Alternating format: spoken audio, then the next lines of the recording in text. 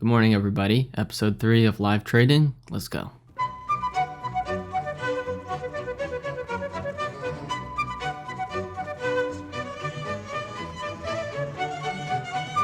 I'm in for a trade now. I really should have got in earlier.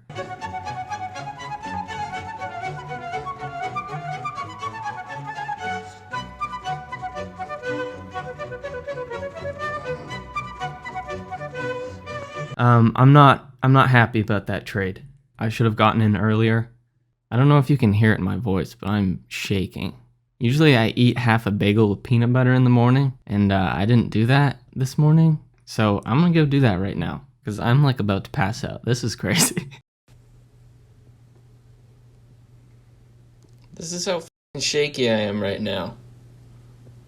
I can't even keep the phone straight. Jesus. Alright, I'll be back when I'm not about to pass out.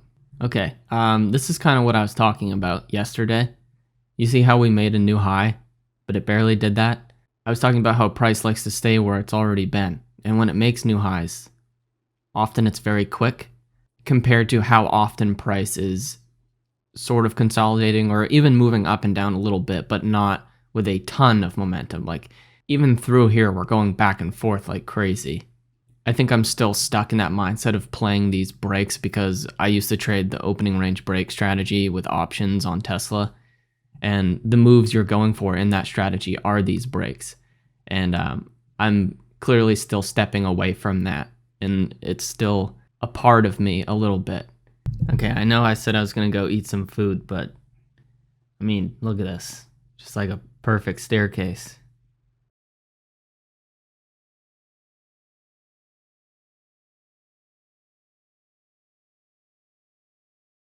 I'm going to bring this down a little bit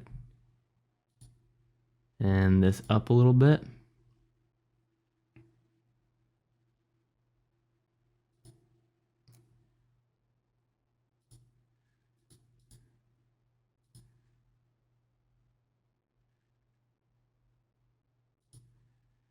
All right, I'm going to go get some food now. And you can really see how scared I am because I'm not following my rules of just not watching the trade. I'm not accepting the risk for what it is because as we can see right now, I would have just made quite a bit of money there. So I'm going to stop watching it because it's too tempting to take a trade, especially when it looks so obvious like this, when it's clearly in a staircase. All right, everybody, I got some food in me, so now I'm not shaking anymore. Clearly, I need to take another look at my notes. So let's go over the important ones. Oh, and that second trade put us at $25. But I'm trying not to think about that, because that's not what it's about. I want to jump in to go long here, but I'm feeling pretty hesitant.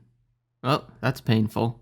Here's something interesting to think about now that I'm looking at this massive move that I was not a part of while I was just sitting there with my mouse hovering over that buy button. Me hesitating like that sort of implies that I think I know what's going to happen next. Hesitancy sort of implies some degree of skill. I don't have skill, so why would I be waiting, thinking about whether or not to take the trade, as long as that trade is within the guidelines I have for myself? If it's not a trade where it's like clear that I'm only taking it because of FOMO or something, then I may as well just take it.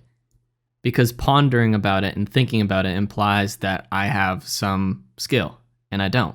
So take the trade, accept it for what it is, and if it doesn't work out, then we'll figure out what we learned from it. Not taking a trade doesn't really develop any skills, you know?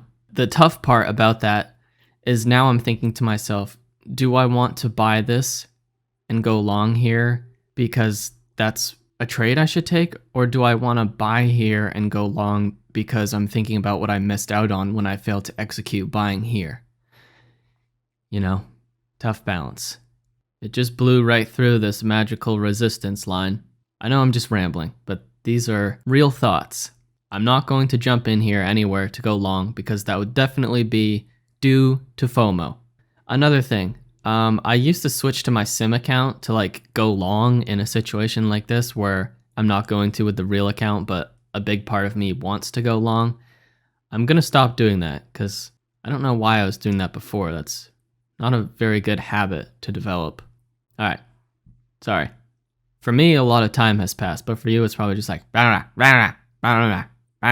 isn't it funny how once price action has already happened, we can adjust a little line and make it look like this would have been easy to predict? Okay, unfortunately, I didn't record it, but yesterday I talked about how I'm working on identifying the thought processes that are leading me so far astray. The video is only on Patreon, but the first day, I think I may have been in contention for the worst trader of all time. I wasn't right a single time. And what's even crazier is that even when I switched the sim account later in that day, okay, right now, see how it's doing that? My brain wants to go long there because of how enthusiastically up it's looking. And those are the exact thought processes that caused me to be so wrong. It's weird. It's like you have to find the balance between contrarian thinking and still following the trend. For some reason, when I see that candle like that, it makes me think like, okay, here we're going, let's get on. But it always goes the other way when I do that. Now would be the time to get long, because it's going down. That's why I was wrong so often yesterday, even after I switched to the sim account. Even with a 1-to-1 risk-reward ratio, where you would think, within reason, that the distribution would be around 50-50 for wins and losses. But somehow I was wrong on like all but a couple with the sim account later. And see, I was actually right there. That's nice to see while I'm talking about it. This line is where I said I should get in when the red candle was going down. What my brain wanted to do was get in when it was up here. I don't know. I have to find the balance between inversing myself and identifying the thought processes that are causing me to mess up and then saying no. Anyways, that's my bit of progress that I'm very happy with. Those are the things that you can't learn by watching a video. I'm viewing myself from a third perspective and identifying the commonalities between my thought patterns that are leading me to be an idiot, and then using that to identify them in the future and say, hey, you're being an idiot right now. All right, I don't know if any of that made sense, but yeah, I'm gonna pause it now. Of course, maybe if I wasn't busy rambling about that, I may have actually bought the position I said I wanted to, and then we'd be up a lot of points right now, but that's okay. Remember, this isn't about money. This is about learning. I have a very, very long time horizon. So here's another instance of the same thing happening. These 3 green candles coming up like that, my brain was like, ooh, go long. And then I was like, no, don't do that. That is the type of thinking that made you so wrong. And then I thought to myself, okay, so short. And then half a second later, this candle went and then eventually came down here. So I'm feeling good about identifying the thoughts that are making me be an idiot. Thinking about going long here.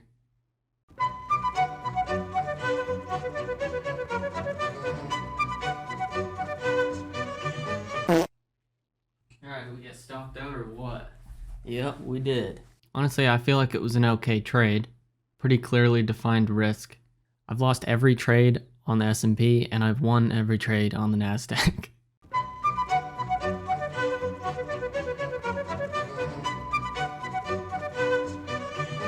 Crazy how much the color of those candles can influence your emotions. I'm gonna chase this just to try and... Okay, never mind. I was trying to chase it in case it got a little volatility spike upwards. That's the second time I've done that, and it's been stupid.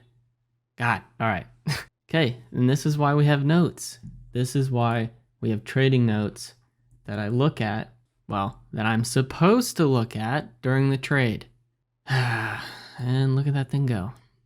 Don't stop loss chase. Okay, the new thing I have to tell myself is to be greedy, because I'm closing out my winners too soon.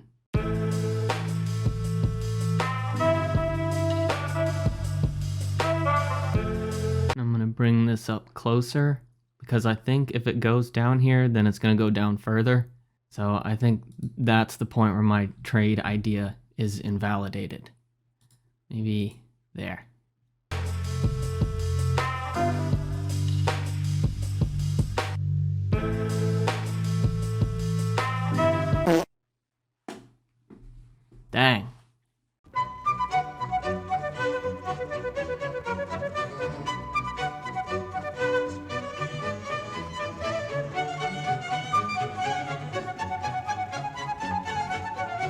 All right, I just did 25 push-ups because that's healthier than sitting here being all nervous. I want to move my stop loss. Okay. I'm just gonna move it like right there. No, that wouldn't make sense. I'm gonna move it. Well, okay. Where do you find the balance between moving your stop loss to break even because you don't want to lose money, or because what you think is going to happen no longer makes sense if it gets there?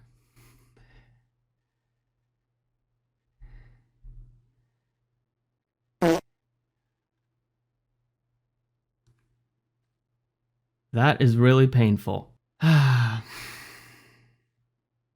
Just unlucky. That was a 16-point candle.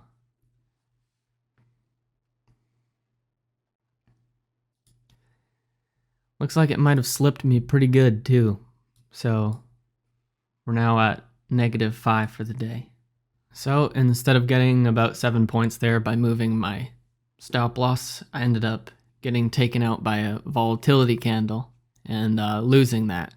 So I'm going to go take a walk, get some coffee from the clubhouse, and maybe sit in the sun for a little bit.